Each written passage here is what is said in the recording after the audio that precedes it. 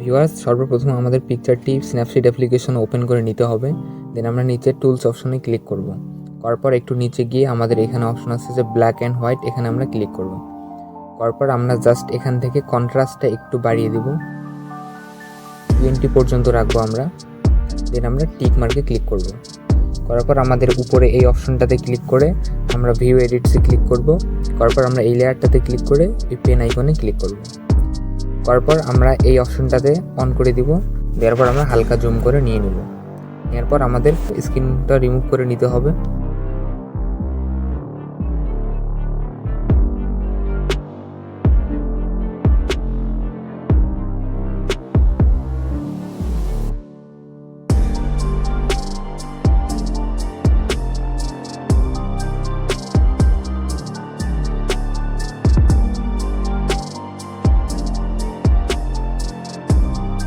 আমাদের স্ক্রিনটা রিমুভ করে দেওয়ার পর আমরা এই টিক মার্কে ক্লিক করব।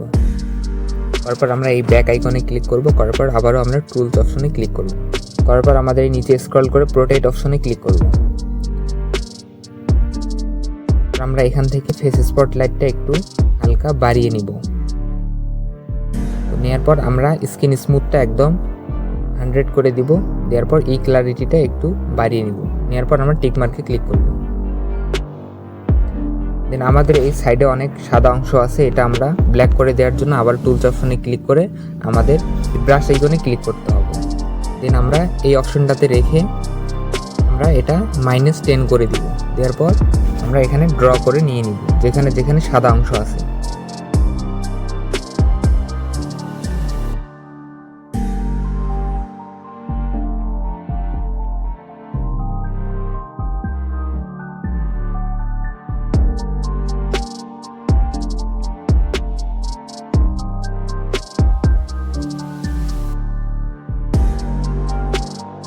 ড্র হয়ে গেলে আমরা এই টিক মার্কে ক্লিক করব।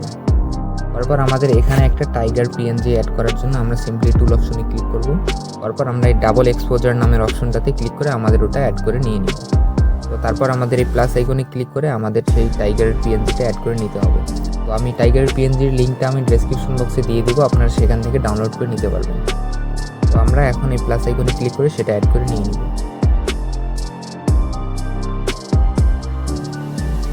এখন আমরা এটা অ্যাডজাস্টমেন্ট করে নেব।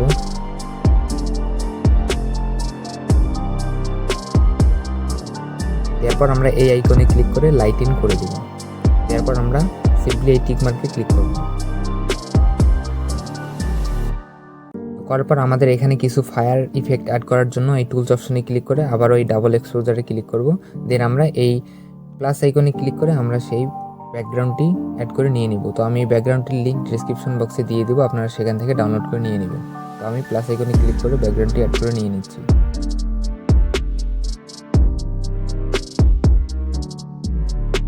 ব্যাকগ্রাউন্ডটি অ্যাড হওয়ার পর আমরা এই আইকনে ক্লিক করব। করার পর আমরা লাইটিংয়ে ক্লিক করব।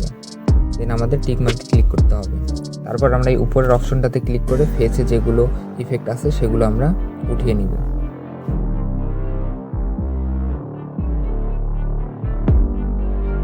আমরা এটা একদম মাইনাস করে দেব।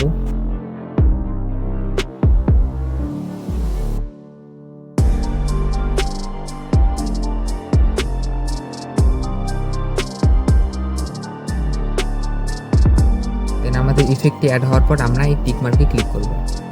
তারপর আমরা এই ব্যাক আইকনে ক্লিক করে আবার টুলস অপশনে ক্লিক করে এই ফ্রেমস অপশনে ক্লিক করব। তারপর আমরা হালকা এটা কমিয়ে বর্ডার দিয়ে নিব। এরপর আমরা টিক মার্কে ক্লিক করব। দেন আমাদের পিকচারটি রেডি হয়ে গেছে। এখন আমরা এই এক্সপোর্ট অপশনে ক্লিক করে সিম্পলি সেভ অপশনে ক্লিক করে সেভ করে নিয়ে নিব।